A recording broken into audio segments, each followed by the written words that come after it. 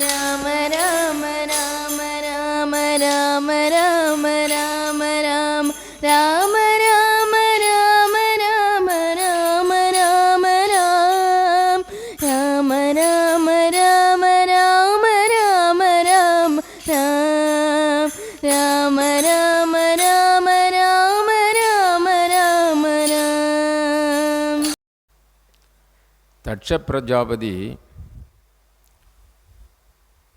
அதாவது பிரம்மாவுடைய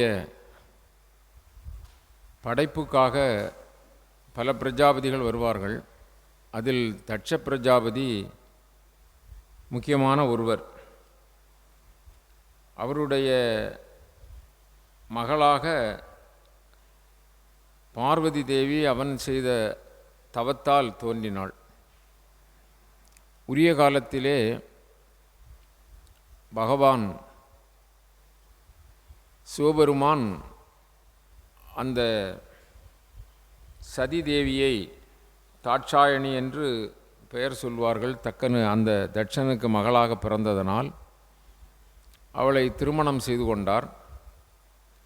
ஆனால் இந்த தட்ச பிரஜாபதி சிவபெருமானை மிக ஏளனமாக நினைப்பான். அவர் காட்டிலே சுடுகாட்டிலே உள்ள விபூதியை திருநீற்றை பூசிக்கொள்வார், பாம்பை அணிவார், எலும்புகளை கோர்த்து மாலையாக போட்டுக்கொள்வார், புலித்தோல் யானைத்தோலை போர்த்தி கொள்வார், இப்படி பூதங்களோடு ஆடுவார். இப்படியெல்லாம் அவனுக்கு அவருடைய முறைப்படி பார்த்தால் சிவபெருமான் அவருடைய மருமகன். அப்படி என்று சொல்லி சாதாரணமாக பரம்பொருடைய பெருமை உணராமல் அப்படி செய்தான். இப்படியாக இருக்கின்ற சமயத்தில் பெரிய ஒரு யாகம் நடத்தினான். அந்த யாகத்திற்கு எல்லோரையும் அழைத்திருந்தான். அதன்படி தேவர்கள், தேவாதி தேவர்கள் மற்றுமுள்ள முனிவர்கள் இவர்களெல்லாம் சென்றிருந்தார்கள். பிருகு முனிவர் அந்த யாகத்தை முன்னின்று நடத்தினார். அவர் பெரிய முனிவர். இப்படி இருக்கின்ற பொழுது அந்த தட்ச பிரஜாபதி அந்த யாகசாலைக்கு வந்தான். எல்லோரும் வணங்கினார்கள். ஆனால் சிவபெருமான் எழுந்து வணங்கவில்லை. அவருக்கு வணங்க வேண்டிய அவசியமில்லை, அவர்தான் மூலப்பரம்பொருள். ஆனால் இந்த தட்ச பிரஜாபதிக்கு ஆணவம் தலைக்கு மேல் இருந்தது. அவன்தான் எல்லாம் என்று நினைத்தான். அதனால் அவன் அந்த அவையிலே சிவபெருமானை ஏளனமாக பேசினான். சுடுகாட்டிலே சுற்றுபவர், உமக்கு போய் பெண் தந்தேனே, கொஞ்சம் கூட மரியாதை இல்லை, மாமன் வந்தால் எழுந்து மரியாதை செலுத்த வேண்டாம், அப்படியெல்லாம் நிறைய இந்த உலக விஷயத்தை போல அவனுக்கு தலைக்கு ஆணவம் ஏறி இருந்த காரணத்தினால் அவன் கடுமையாக பேசினான். அவனுடைய பராக்கிரமத்தால் மற்ற அந்தணர்கள் அங்கு இருந்தவர்களெல்லாம் அதை பற்றி கேட்கவில்லை. அந்த நேரத்தில் இவன் அநியாயமாக சிவபெருமானை பேசியதனால் நந்தி தேவருக்கு மிகுந்த கோபம் வந்தது. அதனால் அவர் சாபமிட்டார். இப்படியாக இருக்கின்ற நேரத்தில் சிவபெருமானுடைய பூதகணங்கள் மற்றும் எல்லோரும் அங்கே அதற்கு எதிர்ப்பு தெரிவித்த மாத்திரத்திலே அங்கிருந்த பிருகு முனிவர் அவர் வேள்வியிலே அபச்சாரம் செய்து பூதங்களை ஏவி அந்த எதிர்ப்பு தெரிவித்தவர்களையெல்லாம் தேவர்களையெல்லாம் விரட்டினார். இப்படி நடந்துவிட்டது. அடுத்தாற்போல் பகவான் சிவபெருமான் வெளியே வந்துவிட்டார். இப்படியெல்லாம் நிலைகள் நடந்தன என்று தெரிந்து கொண்டார். அடுத்தாற்போல் ஒரு பெரிய யாகம் நடத்துகிறான். அந்த யாகத்திற்கு சிவபெருமானுக்கு அழைப்பு கொடுக்கவில்லை. முந்தைய யாகத்தில் கூட அவிர்ப்பாகம் இனி சிவபெருமானுக்கு கிடையாது என்று சொல்லிவிட்டான். இப்பொழுது இந்த யாகம் நடக்கின்ற பொழுது தேவி உமா மகேஸ்வரி நான் யாகத்திற்கு போக வேண்டும் என்று விரும்பினாள், ஆசைப்பட்டாள். தந்தையார் யாகம் நடத்துகிறார். ஆனால் இங்கு அழைப்பு கொடுக்கவில்லை சிவபெருமானுக்கு.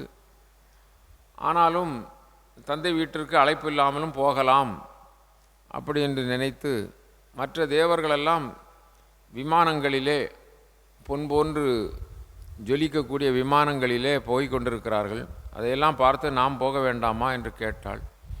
சிவபெருமான் அழைப்பில்லாமல் போகலாம், ஆனால் நல்ல குணம் உடையவர்கள் வீட்டுக்கு வேண்டால் போகலாம், அவர்களே தீயவர்களாக இருந்தால் எப்படி போவதென்று மறுத்தார். தாய் கேட்கவில்லை, எப்படி இருந்தாலும் போக வேண்டும் என்று சொல்லி விரும்பினார்கள். ஆனால் போனால் உனக்கு தீங்கு தான் வரும், பெரிய இழுக்கு ஏற்படும் அப்படி என்று சொல்லி பகவான் சொல்லிவிட்டார். அம்மா போனதுனால மற்ற நந்தி தேவர் பூதகணங்கள் மற்றும் உள்ளவர்களெல்லாம் அம்மாவுக்கு அங்கே பொறுப்போடு சேவகம் செய்ய செல்ல வேண்டும் அல்லவா, அது மாதிரி போனார்கள்.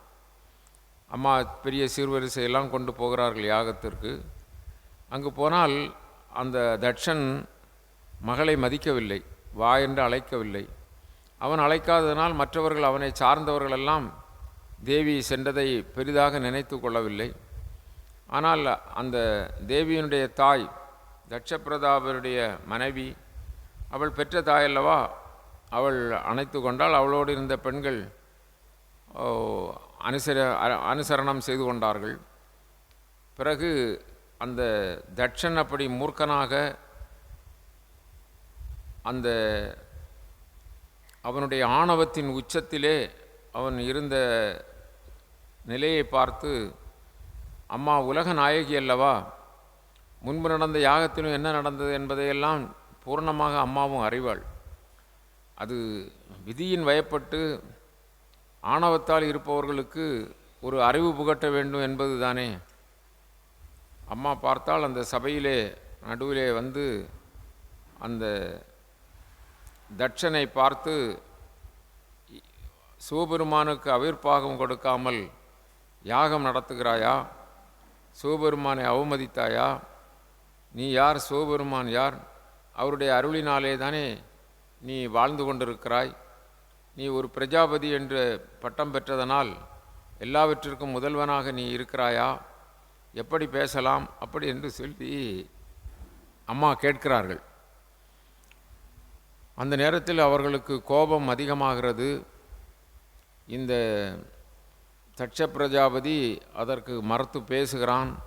அந்த நேரத்தில் கோபம் அதிகமான பொழுது, அம்மா உன்னுடைய யாகமும் நீயும் அழிந்துபட்டு போவாயாக, நான் என்னை சிவபெருமான் தாட்சாயணி என்று சொல்லி அன்போடு அழைப்பார், இனி உன் வயிற்றில் பிறந்ததாக எனக்கு அந்த பெயரும் வேண்டாம், உன்னை மூடனே நான் உன்னை தந்தை என்று நினைப்பதும் இல்லை, நான் இந்த உடலை விட்டு விடுகிறேன் அப்படின்னு சொல்லி அம்மா தவத்தில் அந்த இடத்திலே உட்கார்ந்து தவ அக்னியினால் தன்னை எரித்து கொண்டார்கள்.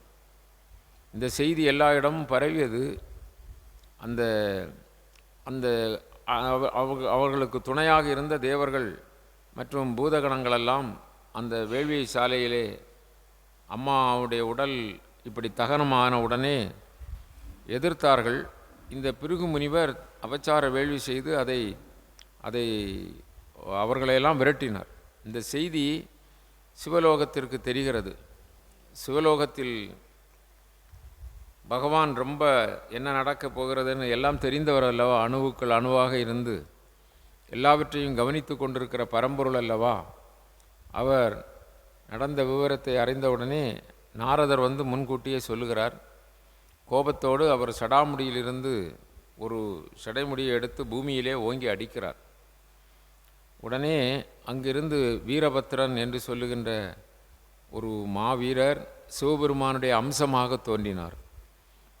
அவருடைய வீரத்திற்கு எல்லையே கிடையாது. என்ன செய்ய வேண்டும் என்று சொன்னவுடனே இந்த தட்சனுடைய யாகத்தை அழித்து வா என்று சொல்ல அவன் வேகமாக அக்கூட தோன்றிய படைகளோடு வந்து இங்கு நாற்புறமும் பூதகணங்களோடு சுற்றி கொண்டு அந்த யாகசாலையை அங்குமெங்குமாக பிடுங்கி எறிந்து அழிக்கிறார்கள்.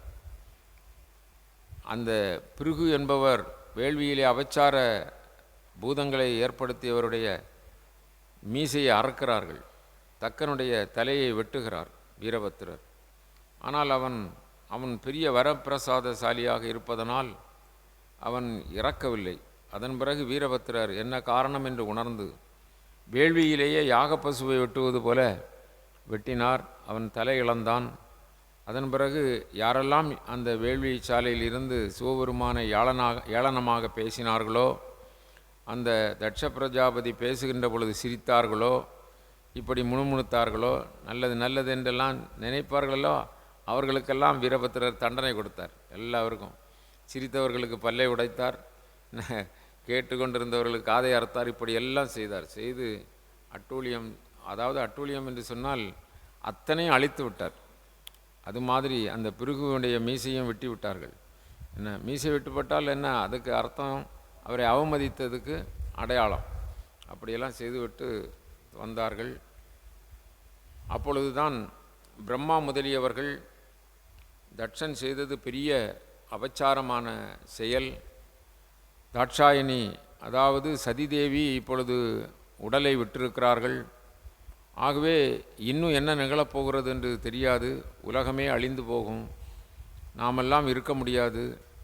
ஒரே வழி சிவபெருமானை அணுகி அவரிடம் நாம் மன்னிப்பு கேட்டு இந்த யாகத்தை இடையில் நிறுத்தக்கூடாது, நல்ல காரியங்கள் இடையில் நிற்கக்கூடாது, யாகத்தை நிறுத்தக்கூடாது. அதனால் அந்த யாகத்தையும் செய்ய வேண்டும். அவர் ஒருவரால் தான் எல்லாம் முடியும். ஆகவே நாம் அங்கு சென்று சரணடைவோம் என்று சொல்லி சிவபெருமானிடம் வந்தார்கள்.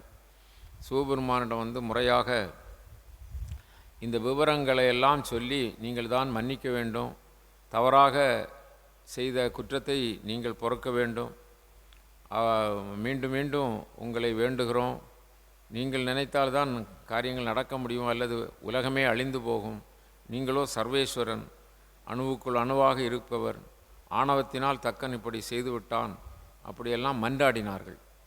அப்பொழுது சிவபெருமான் மனம் குளிர்ந்து, அதாவது சிவம் என்ற பரம்பொருள் மங்களமானவர் இல்லையா, பகவான் அப்படிப்பட்டவர் தானே. ஜீவராசிகளாகிய நாமெல்லாம் என்ன நிறைய குற்றங்கள் செய்வோம், எத்தனை குற்றங்கள் செய்தாலும் பகவான் நமக்காக என்ன செய்கிறார், பொறுக்கிறார்.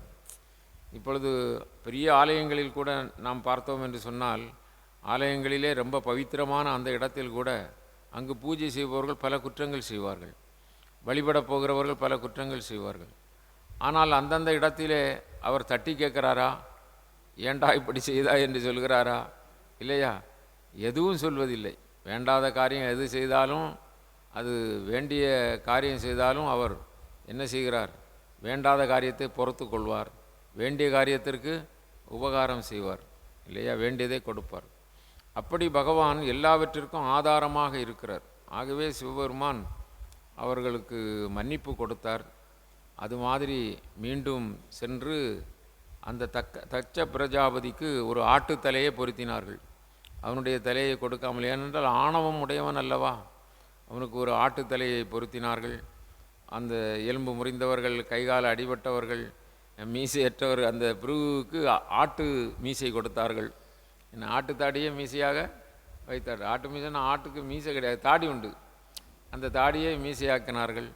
இப்படி அவர்களுக்குரிய தண்டனை கொடுத்து ஆனால் எல்லாம் பிழைக்க வைத்தார்கள். அதன் பிறகு அந்த யாகம் நடைபெற்றது. அந்த தட்ச பிரஜாபதி ஆணவம் அழிந்ததனால் அவன் பிறகு சிவபெருமானை வணங்கி, நான் பெரிய தவறு செய்துவிட்டேன், எனக்கு இந்த தண்டனை நல்லது தான்.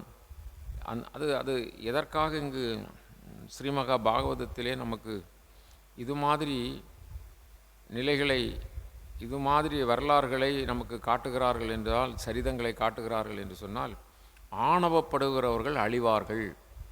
இது அதில் முக்கியமான விஷயம். ஆணவப்படுபவர்கள் என்ன செய்வார்கள், அழிவார்கள். அவர்கள் எந்த உயர்ந்த நிலையில் இருந்தாலும், தட்ச பிரஜாபதி பிரஜாபதிகளிலே ஒருத்தர், படைப்பு காரியங்கள் செய்யக்கூடிய அந்த நிலையில் உள்ளவர், அப்படிப்பட்டவர்களாக இருந்தாலும் ஆணவப்பட்டால் அழிவு வந்துவிடும். இரணியகசிபை பார்த்தோம், இரணியாட்சனை பார்த்தோம் இல்லையா? அது மாதிரி நீங்கள் எந்த இடங்களை பார்த்தாலும், சூரபத்மனாக இருந்தாலும் சரி, ராவணனாக இருந்தாலும் சரி, யாராக இருந்தாலும் ஆணவப்படுகிறவர்கள் என்ன செய்வார்கள், அழிவு. ஆணவம் என்பது அது மும்மலங்களிலே ஒரு மலம். மும்மலங்களிலே ஒரு மலம். மும்மலங்களில் மற்ற 2 மலமும் கொஞ்சம் பரவாயில்லை.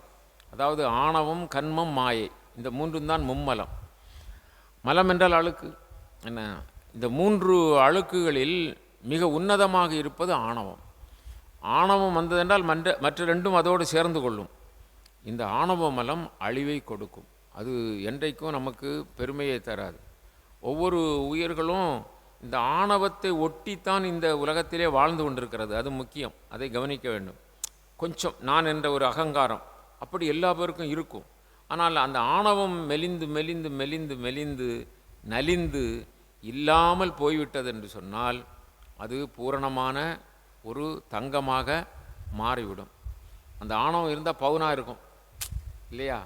ஆணவங்கிறது இந்த என்னத்தை சேர்ப்பாங்க, தாமிரத்தை சேர்ப்பாங்க, இல்லை தங்கத்தில் என்ன சேர்ப்பாங்க, உருப்படி செம்பு சேர்ப்பார்கள். இந்த செம்பு மாதிரி இந்த ஆணவம். அதனால் ஆணவம் இருக்கிறதுனால ரஜோகுணத்தோடு சில காரியங்களை செய்வார்கள் உலகியல். ஆனால் எந்த காரியத்தை செய்தார்களோ அதை உடைத்தும் போடுவார்கள். ஆணவக்காரர்கள் அப்படிப்பட்டவர்கள். அதை அழித்தும் போட்டு விடுவார்கள், அது இல்லாமலும் ஆக்கி விடுவார்கள். ஆணவக்காரர்கள் அவர்களும் வாழ முடியாது, அவர்களை சார்ந்தவர்களும் வாழ முடியாது. அப்படிப்பட்ட ஆணவத்தை எடுத்து சொல்வதற்குத்தான் இது இந்த சரிதம் சொல்லப்படுகிறது. அது மட்டுமல்ல, யாரேனும் இந்த பிரபஞ்சத்தினுடைய இயக்கத்திற்கு புறம்பாக இருக்கிறவர்கள் தானாகவே என்ன ஆகிவிடுவார்கள், அழிந்து போவார்கள். இப்போ இயற்கை ஒரு நிலை இருக்கிறது என்று வையுங்கள், அதற்கு புறம்பாக நான் போவேன் என்று யாரும் போக முடியாது. இயற்கைக்கு புறம்பாக யாரும் போக முடியாது. இயற்கைக்கு அப்பாற்பட்ட பொருள் இல்லை. ஆனால் ஆணவத்தால் அப்படி போவார்கள். ஆணவ மலம் என்பது அது ஒரு இல்லாத பொருள்தான். அது இயல்பாக இருக்கிறது கிடையாது, அது இல்லாத பொருள்தான். ஆனால் இருப்பதாக மனிதனுடைய ஜீவ போதத்திலே அது ஆரோகணிக்கப்படுகிறது. அப்படி அதன் பிறகு இங்கு துருவனுடைய வரலாறு சொல்லப்பட்டது. துருவனுடைய வரலாறு மிக முக்கியமாக நாம் கவனிக்க வேண்டியது. இந்த துருவனுடைய வரலாற்றிலே, அதாவது குறுகிய காலகட்டத்தில் கூட பகவானை அடையலாம். அது ஒரு மிக, இப்போ கண்ணப்ப நாயனாரை நீங்கள் எடுத்துக்கொண்டீர்கள் என்றால் 6 நாளிலே பகவானை அடைந்தார் இல்லையா?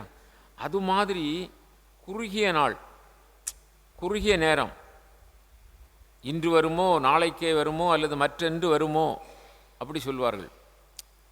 அந்த வக்ர கீதையில் அஷ்டவக்ரர் சொல்லுகின்ற பொழுது சொல்லுவார், ஒரு குதிரையின் சேணத்தை மிதித்து காலை மறுபக்கம் தூக்கி போடுகின்ற அந்த சணத்துக்குள் என்ன கிடைத்துவிடும், ஞானம் கிடைத்துவிடும். ஆக அப்படி ரொம்ப லகுவாக இருக்கிறது. இந்த துருவன் அவனுடைய சிற்றன்னை ரொம்ப தவறாக பேசிவிட்டாள் இல்லையா? சிற்றன்னை, என் வயிற்றில் பிறந்தால்தான் உன் தந்தை உத்தானபாதனுடைய மடியிலே நீ இருக்க முடியும், நீ அந்த அந்த சுனீதிக்கு மகனாக பிறந்ததனால் நீ இப்படி வந்து இருக்க முடியாது, நீ அப்படி வேண்டும் என்று சொன்னால் தவம் செய்து அப்படிப்பட்ட நிலையில் என் வயிற்றில் பிறந்து நீ வரலாம் அப்படின்னு சொன்னான். இந்த சுரீசி மீது அந்த உத்தானபாதனுக்கு ரொம்ப அளவு கடந்த அன்பு. இந்த சுனீதியை அவன் அதிகம் மதிக்க மாட்டான். ஆனால் இவன் தான் மூத்தவன், இந்த துருவன் தான் சுனீதிக்கு பிறந்த மூத்த மகன். ஆனால் இந்த மகன் அவளை மதிக்காததனால், தாயை மதிக்காததனால், மதிக்காது என்று சொன்னால் பாசம் இல்லாமல் இருப்பதனால், இளைய மனைவியிடம் பாசம், அதனால் அந்த மகனையும் புறக்கணித்தான். ஏனென்றால் இளைய மனைவி சண்டைக்கு போய்விடுவாள். ராஜா அவனுடைய என்ன, ராஜா அவளுடைய கைப்பெட்டி பாம்பு சொல்லுவார்கள் அல்லவா? சில பெண்கள் அப்படி சில குடும்பங்களிலே நடப்பார்கள். இது ராமாயணத்தில் கூட கைகையினுடைய பெட்டி பாம்பு யார், தசரதன். அப்போ தசரதன் கைகையை சொன்னால் கேட்டுக்கிடுவார். புரியுது இல்லையா? இது மாதிரி ஒரு நிலை. அதனால் துருவனை அப்படி சொல்லிவிட்ட பொழுது தாயாரிடம் வந்து அழுகிறான் துருவன். தாய்க்கோ அந்த அரசவையிலேயோ அல்லது அந்த அரச போகத்திலேயோ அவளுக்கு இப்பொழுது இடம் கிடையாது. அவளுக்கு தெரியும், கொஞ்சம் கொஞ்சமாக அவளை ஒதுக்கியிருந்தான். ஆகவே ரொம்ப வேதனைப்பட்டு, நீ உன்னுடைய சிற்றன்னை மீது வருத்தப்படாதே, அவள் நல்லது தான் சொல்லியிருக்கிறாள் உனக்கு, நீ தவம் செய்து அடைய வேண்டியதை அடைய வேண்டும் என்று சொல்லி நானுக்கும் உனக்கு சொல்லுகிறேன் மகனே என்று சொல்லி தாய் உபதேசம் செய்கிறாள். நம்முடைய பப்பா ராம்தாஸுக்கு யார் உபதேசம் செய்தது? தந்தையார். அவருடைய தந்தையார் தான் அவருக்கு உபதேசம் செய்தது. அது மாதிரி நிறைய பேர் ஒரு சொல்லிலே அவர்களெல்லாம் தயாராகி போய்விடுகிறார்கள். நமக்கெல்லாம் தான் 4000 புஸ்தகம் படிக்கணும், என்ன 4 கோடி சத்சங்கங்கள் கலரணும், ஆனால் நமக்கு ஏறாது. அவங்களுக்கெல்லாம் ஒரு சொல் இல்லையா, ஒரு சொல்லே போதும். இப்போ ராமதாசர், பக்த ராமதாசருக்கு மனைவி மம்தா என்ன சொன்னா, என்னை நேசித்து இந்த வீட்டிலே இருப்பதை விட ராமனை நேசித்தால், துளசிதாசர் ராமனை நேசித்தால் போதும் அல்லவா, இல்லையா? அப்படி ஒரு வார்த்தை தான், ஒரு வார்த்தை சொன்ன மாத்திரத்திலே அவர்கள் நன்னிலைக்கு வந்து விடுகிறார்கள். இப்படி நிறைய உதாரணங்கள் இருக்கின்றன. ஆக இந்த தாயாரும் அப்பா அது சரியானது தான். நீ உன் தம்பி மீதும் கோபிக்க வேண்டாம், உன்னுடைய தந்தை மீதும் கோபிக்க வேண்டாம், உன் சிற்றன்னை மீதும் கோபிக்க வேண்டாம். நீ அடைய வேண்டிய நிலையை அடைய முடியும். ஆகவே கானகம் சென்று தவம் செய்து பகவானை நீ நினைப்பாயாக அப்படின்னா பாருங்கள் அந்த அம்மாவுடைய நிலை எப்படி இருக்கிறது. ஆகவே நமக்கு ஒரு ஒரு ஒரு ஏதாவது பிரச்சனை என்றாலும் சரி, ஏதாவது காரியம் என்றாலும் சரி, யாரை சரணடைய வேண்டும்? பகவானைத்தான் நாம் சரணடைய வேண்டும், வேறு வழி கிடையாது. இப்போ உடனே துருவன் புறப்பட்டு போகிறான். அவனுக்கு அப்பொழுது எத்தனை வயது? 5 வயது. பாருங்கள், அவன் காடு மேடு எல்லாம் தாண்டி போகிறான். அப்படி போய் கொண்டு இருக்கும்போது நாரதர், இந்த துருவன் சாதாரணமான ஆத்மா இல்லை, அதனால்தான் நாரதர் வருகிறார். அதுவும் இவன் ஒரு மனத்தோடு போகிறான். எப்படியாவது பகவானை அடைந்து நாம் அடைய வேண்டியதை அடைய வேண்டும் என்று ஒரு மனத்தோடு போகிறான், இல்லையா? அதெல்லாம் தான் முக்கியம். அங்கே கவனிக்க வேண்டிய விஷயங்கள் அதுதான். அப்போ நாரதர் வராரு. எங்கப்பா போகிறா அப்படின்னு சொன்னார். இல்லை, எங்கள் அப்பா என்னைய மடியில் வைக்க மாட்டார். சின்ன பிள்ளை இல்லை, நடந்ததை சொல்கிறான். அப்பா மடியில் வைக்க மாட்டேன்னுட்டாரு, எங்கள் சிற்றனை என்னை அப்படி பேசிட்டாங்க, நான் அதனால் அப்படியே தவத்துக்கு வந்துட்டேன். இதெல்லாம் ஒரு காரணமாப்பா? நீ சின்ன பையன், இப்படி ராஜகுமாரன், காட்டுக்கு வந்தால் இங்கே புலி, கரடி, யானை, சிங்கம் இதெல்லாம் கிடக்கக்கூடிய காட்டில் வந்தால் இதோட நீ எதிர்க்க முடியுமா? அல்லது அதுகள்லாம் கொன்று சாப்பிட்றோம். அது மட்டும் இல்லை, உலகத்தில் இருக்கிற எத்தனையோ பெரிய காரியங்களில் இப்படி இருக்கிறது ஒரு சின்ன விஷயம். ஒரு முறை உங்கள் அப்பாவிட்ட போனால் அவர் எடுக்காட்டு, அடுத்த முறை போனால் எடுத்துக்கிட போகிறாரு. இந்த காரியத்துக்கு நீ இவ்வளவு இது பண்ணலாமா? கடவுளை காண்பது என்பது சாதாரண விஷயமா? கடவுளை காண்பது என்பது எல்லாம் 1000 வருடங்கள், 500 வருடங்கள், 10,000 வருஷங்கள் தவஞ்செய்கிறாங்க பெரிய முனிவர்கள். அதுக்கெல்லாம் எவ்வளவோ வயசு உனக்கு பத்துமா? இந்த வயசு போதுமா? அப்படி என்றெல்லாம் அவர் என்ன சொன்னார்? மறுத்து இவன் தியானம் செய்ய போவதை, அதாவது தவத்துக்கு போகிறதை எந்த விதத்திலே தடுக்க முடியுமா என்று பார்க்கிறார். அவனுக்கு ஒரு ஆசையை சொல்லுகிறார், ஒரு விவரத்தை சொல்லுகிறார். அது விவரம் எப்படி? நீ போகாமல் இருக்க வேண்டும் என்பது மாதிரி தான் சொல்லுகிறார், இல்லையா?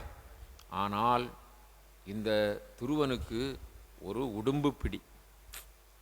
இதுதான் நம் சாதனையாளர்களுக்கு வேண்டியது. ஏதோ வந்தோம், சின்ன சின்ன காரியங்கள், நம்முடைய குருகுலத்தை பார்த்தாலும் சரி, அல்லது வேறு கோயில் ஆலயங்கள் பெரிய இடங்களை பார்த்தாலும் சரி, சின்ன விஷயமா இருக்கும், நாங்கள் போக மாட்டேன்ட்டே இருந்துருவாங்க. ஆக பார்த்தா ஒரு சின்ன விஷயமா, அந்த விஷயம் மக்களுக்கும் நமக்கும் தெரியுமானாலும் தெரியாது. அது அவங்களுக்கும் யாருக்கும் நடந்ததோ அல்லது அவங்களாட்டே மனசில் நினச்சதோ தெரியாது. ஆனால் நடத்திடுவாங்க. அது என்ன சாதனை பாருங்கள், என்ன? அப்போது சாதனை மார்க்கத்தில் போனால் ஏராளம் தடைகள் வரும். தடைகளை தாண்டி போவது தான் சாதனை, இல்லையா? நல்ல காரியம் செய்ய வேண்டும் என்றாலும் டெஸ்க்கு பெஞ்சுகளெல்லாம் இழுக்காமல் தூக்கி வைங்க. கையில் பலம் இருக்கு இல்லையா? யார் வந்தாலும் சரி, எப்போவும் அதை கிர்றன்னு இழுக்கக்கூடாது. அதை எடுத்து பவ்யமாக, இப்போ இங்கே ஒரு நிகழ்ச்சி நடக்குது, அதுக்கு ஒரு சலனம் இல்லாமல் இருக்கிறதுக்கு நம்ம முயற்சிக்கணும். அது என்னைக்கு படிக்கணும், அதெல்லாம் தான் படிக்கணும். அதுதான் அறிவு. என்ன, யாராக இருந்தாலும், இப்போ கொஞ்சம் அம்மா எல்லாம் வந்தாங்க, இங்கேருந்தே இங்கே இழுக்கிறது, இங்கே சத்தம் கேட்குது இல்லை, அப்படி இருக்கக்கூடாது. படிக்கணும், பிறரை பார்த்து படிக்கணும், நம்மளே தெரிஞ்சுக்கணும். அமைதி, சாந்தம், ரொம்ப சாந்தம். நம்முடைய ஆனந்த குருகுலத்தில் அதை வெளியே இருந்து வர ஆட்கள்லாம் ரொம்ப ஆச்சரியப்படுறாங்க. இவ்வளவு சாந்தமாக இருக்கிறாங்க, அமைதியாக இருக்கிறாங்க. ஒருத்தரோட ஒருத்தர் பேசினா கூட மெதுவாக பேசுகிறாங்க, அன்பாக பேசுகிறாங்க. இது முக்கியம். இங்கே கவனிங்க. அப்போது தடைகள் வரும். நல்ல காரியத்துக்கு 4000 தடைன்னு சொல்லுவாங்க. ஆக நாம் போகிற மார்க்கத்தில் பல தடைகள் இருக்கும். ஆனால் நம்ம எடுத்த காரியத்தை கைக்கொள்வதற்காக ராமனுடைய கை வில்லிலிருந்து விடுபட்ட அந்த அஸ்திரமானது, அந்த அம்பானது அந்த லட்சியத்தை அடையாமல் திரும்பாதது போல அப்படி இருக்கணும். சீதா பிராட்டியை தேடி சென்ற அனுமன் கூட இந்த மகேந்திர மலையிலிருந்து தாவி செல்கின்ற பொழுது அவருக்கு 4 தடைகள் வந்தது இலங்கை போய் சேருவதற்கு முன்பு. அது யார் வழியாக வந்தது? நல்ல சொந்த பந்த உறவு வழியாக வந்தது. இவர் மேலே அன்பு உள்ளவங்க பேரில் வந்தது. அன்பாக இருப்பாங்க, ஆனால் தடை பண்ணுவாங்க. அன்புனால சொன்ன போல இந்த வயசில் எதுக்கு அங்கெல்லாம் போயிட்டு இருக்கா, அன்புனால சொல்லுது.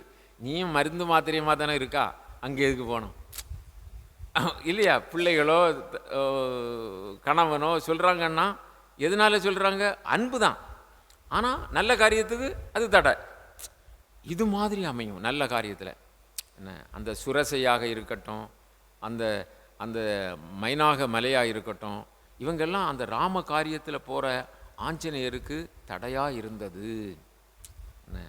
அப்போது அவர் இதெல்லாம் நான் அங்கேயே நின்றுட்டோம் அங்கன்னு வைங்க, காரியம் நடக்காது. அதனால் அவர் இந்த தடைகள் மேலும் வராமல் இருக்க வேண்டும் என்று நினைத்து ராமா ராமா ராமான்னு சொல்லி அங்கே போயிட்டார். அது மாதிரி இந்த துருவனுக்கு இது பாடம். நாம் கதைகளை படிக்கின்ற பொழுது, இந்த வரலாறு சம்பவத்தை படிக்கின்ற பொழுது அதில் இருக்கிற பாடம் என்ன? நமக்கும் இப்படி தடைகள் வந்தால் அதை மீறி செல்ல வேண்டும். துருவனுக்கு நாரதரே சொல்லுகிறார், இந்த வயசில் இந்த சின்ன பிள்ளையில் நீ போய் அப்படி அரிய தவம் செய்கிறதுக்கு முடியாது உனக்கு. அதுவும் நீ எடுத்துக்கிட்ட காரியம் அப்பா மடியில் இருத்தலன்னுட்டு இப்படி வருவாங்களா யாராவது?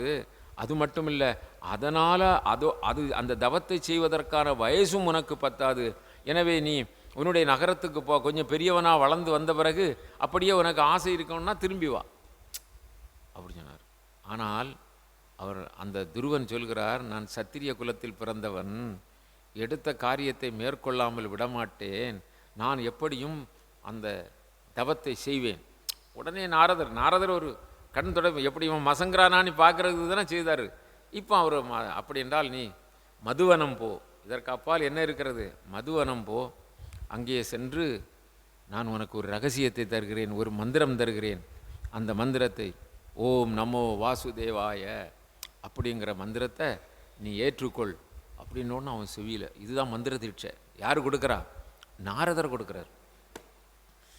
கிடைக்கும் நமக்கு. என்ன பாருங்கள், இப்போது இது சப்தாகம் 7 நாள் நீங்கள் தொடர்ந்து கேட்டுக்கிட்டே இருக்கிறீங்க. ஒவ்வொரு நாளும் உங்களுக்கு என்ன சக்தி மேலே போய்கிட்டே இருக்குது, சக்தி ஏறிக்கிட்டே இருக்கும். ஒவ்வொரு நாளும் உங்களுக்கு உங்களை அறியாமல் அனுபவங்கள் வந்துக்கிட்டே இருக்கும். 7வது நாள் வருகின்ற பொழுது உங்களுக்கு ஏதேனும் ஒரு விதத்திலே ஒரு ஈஸ்வர தரிசனம், உந்துதல் ஏதேனும் நிச்சயமாக கிடைக்கும். அதில் மறுப்பே கிடையாது. அதில் ஆர்வத்தோடு நாம் செய்தோம்னா நமக்கு வேண்டியது பகவான் செய்வார். நமக்கு என்ன நினச்சி நீங்கள் இருக்கிறீங்களோ அதை நடத்துவார். அது சத்தியமான விஷயம். ஸ்ரீமகா பாகவதம், நான் பகவான் திருவுருவே கொண்டது இந்த பாகவதம்னு சொல்லியிருக்கிறார்ல, அவர் தான் இங்கே எல்லாம் அந்தரிட்சத்தில் இருந்து எல்லாம் கேட்டுக்கிட்டு இருக்கிறாங்க, தேவர்கள்லாம் இருக்கிறாங்க. அதனால் நம்முடைய குறிக்கோள் சரியாக இருந்தால் போதும். அப்போ மந்திர தீட்சை துருவனுக்கு கிடைத்து விட்டது, மதுவனம் சென்றான். அது மட்டுமல்ல, அவர் சொல்லுகின்றார், அப்பா அந்த பரம்பொருள், அந்த லோகநாயகன், அந்த சர்வேஸ்வரன், நீ யாரை நோக்கி தவம் செய்ய வேண்டும் என்று நினைத்திருக்கிறாயோ அவர் ஷியாமள ரூபன், கார்மேக வண்ணன், அவன் கொண்டல் வண்ணன், அவன் முகமோ விஷாலமானது, அவன் தாமரைப்பூ முகத்தை உடைய மலர்ந்த முகத்தை உடையவன், அவனுடைய கிரீடம் அப்படி ஜொலிக்கும், அவன் வனமாலை தரித்திருப்பான், அவன் பட்டு பீதாம்பரம் கட்டியிருப்பான், இடையிலே ஒட்டியானம், கைகால்களிலே சலங்கை, அந்த பேர் அழகுடைய 1000 சூரிய பிரகாசனை போல் ஒளிர்ந்து கொண்டு இந்த உலகத்தை எல்லாம் இயக்கி கொண்டிருக்கிற சர்வேஸ்வரனாகிய அந்த பரந்தாமன் பார்க்கடல் வண்ணன், அவன் இப்படியெல்லாம் அழகாக இருப்பான். நீ அந்த பகவானை நினைந்து அப்படி தவத்தில் இருந்தார். இவனுக்கு ஒரு லட்சியம், இடம் வேணும் பார்த்தீங்களா? அப்போ அவர் சொன்ன மாத்திரத்தில் இவனுடைய உள்ளத்தில் யார் பதிகிறா? பகவான். நீல நெடுங்கிரியும் பவ்வ நெடுநீரும் காயாவும் நிகர்த்த இந்த கோலமும் வெங்கதைவாள் சங்குநேமி கோதண்டம் எனும் படையும் குலைத்த வாச மாலைனரும் துளாய் மார்பும் திரண்டதோளும் மணிக்கழுத்தும் பாரிஜாத காலை மலரன மலர்ந்த திருமுகமும். பகவானுடைய முகம் எப்படி இருக்கிறான்?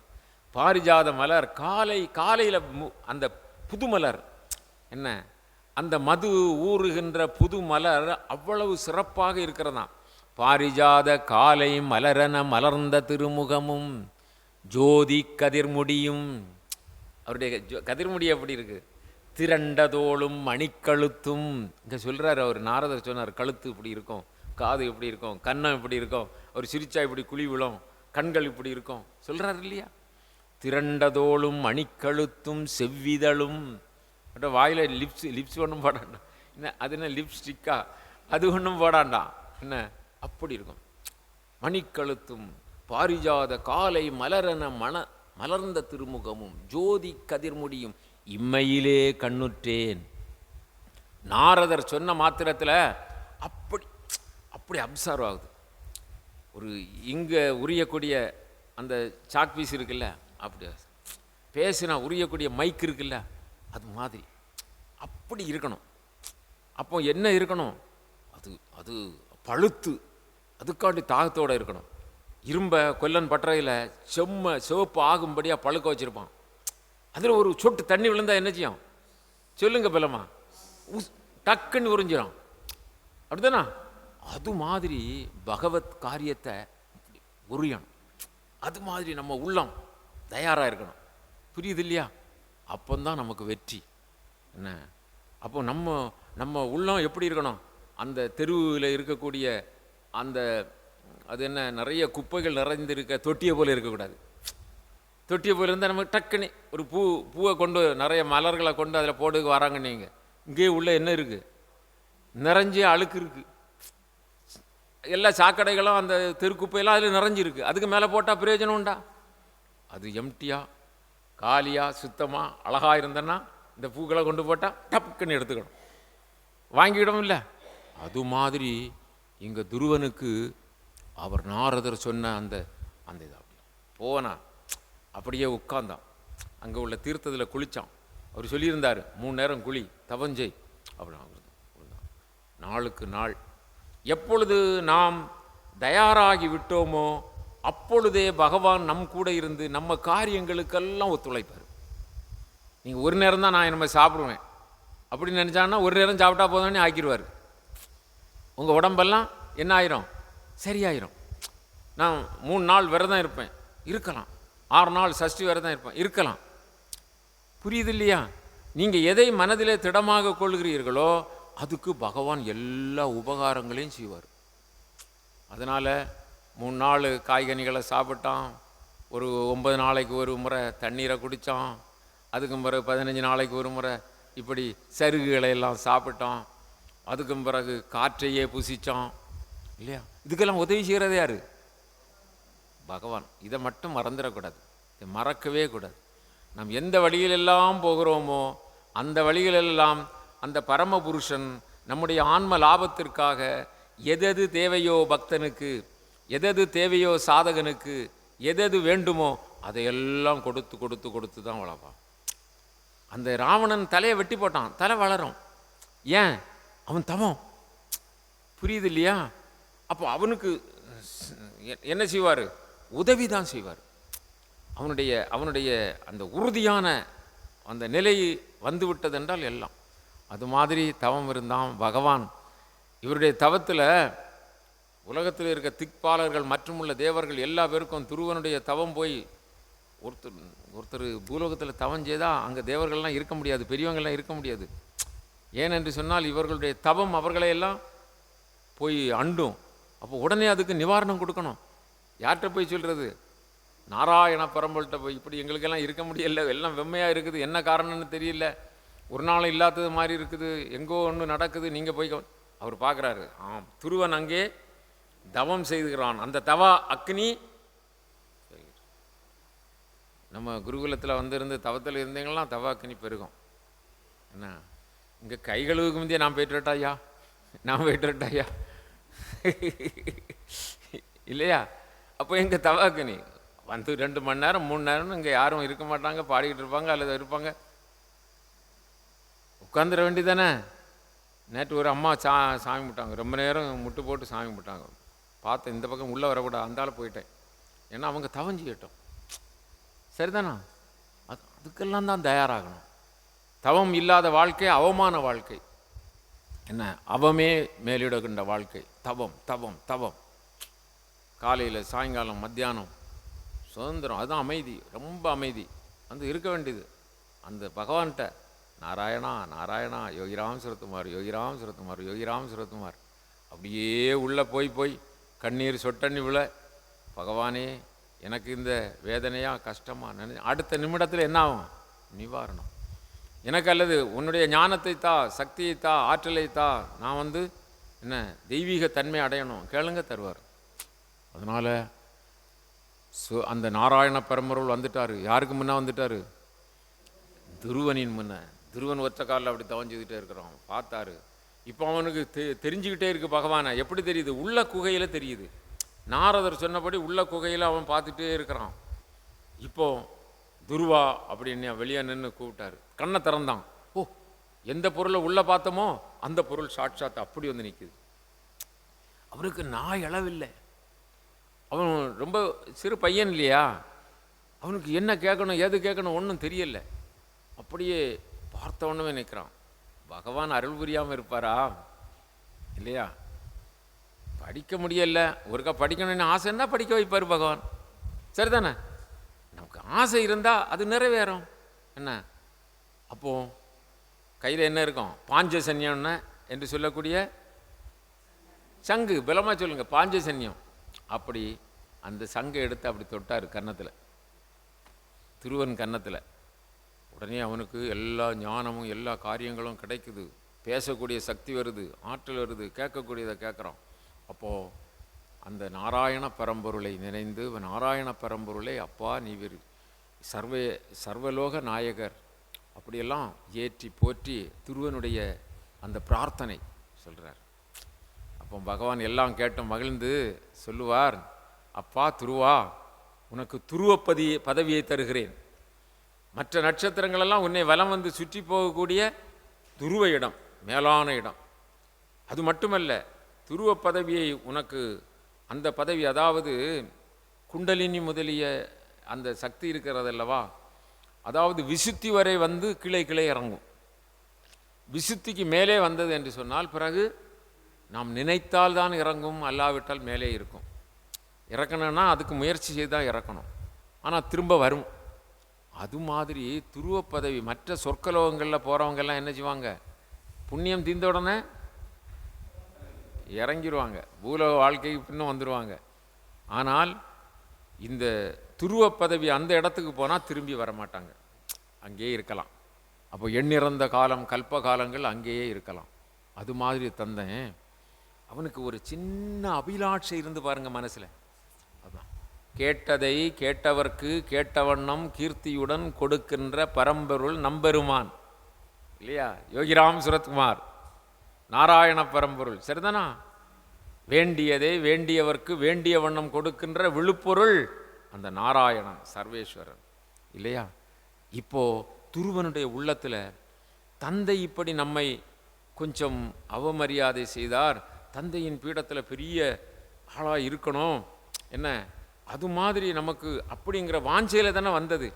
அந்த கருப்பொருள் உள்ளத்திலே இருந்த காரணத்தினால் பகவான் அந்த சூட்சுமத்தை அறிந்து, அப்பா நீ பல ஆயிரம் ஆண்டுகள் என்ன செய், நீ சிம்மாசனத்தில் வீற்றிருந்து அரசாட்சி செய்வாயாக.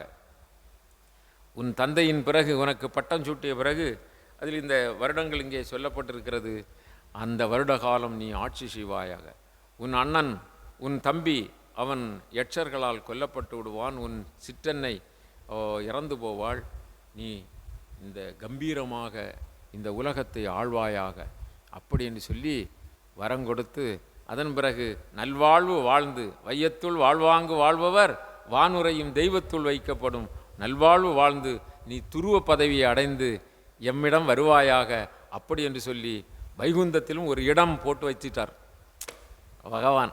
என்ன, இவர் ஆட்சிக்கு வராரு. ஆனால் அந்த துருவனுக்கு இப்பொழுதுதான் மனசிலாகுது, பெரிய பொருளை விட்டுக்கிட்டு சின்ன பொருளை பிடிச்சிட்டோமே, ஐயோ, அந்த டைமில் அந்த நேரத்தில் எனக்கு இப்பொழுதே அந்த பரமபதத்தை தாருங்கன்னு கேட்டவில்லையே, எவ்வளவு பெரிய அபச்சாரத்தை செய்துட்டேன், என் மனம் குறுகிய மனமாய் போய்விட்டதே, நான் இங்கு மீண்டும் இந்த உலக வாழ்க்கையில் இருக்க வேண்டிய அவதி ஏற்பட்டு விட்டதே, அப்படி என்று சொல்லி அந்த அந்த துருவன் வருந்தினார்.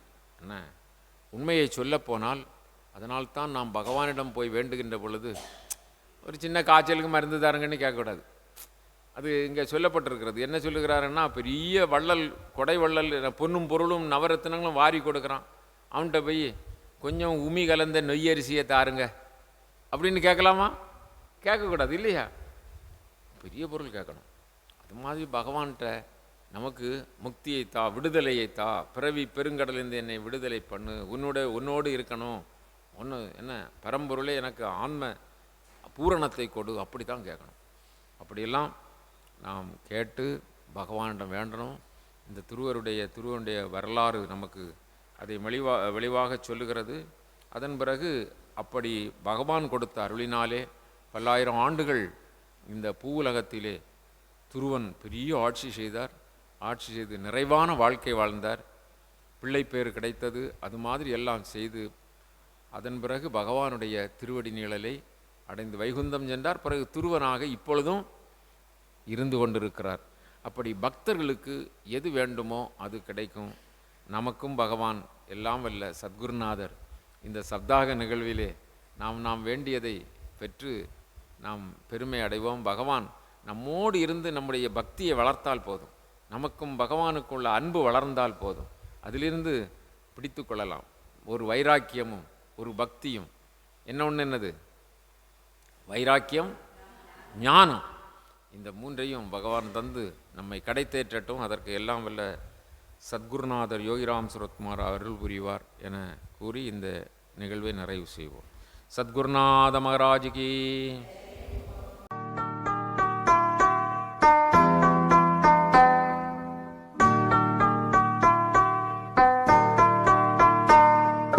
योगी राम सूरत कुमार जय गुरु राया।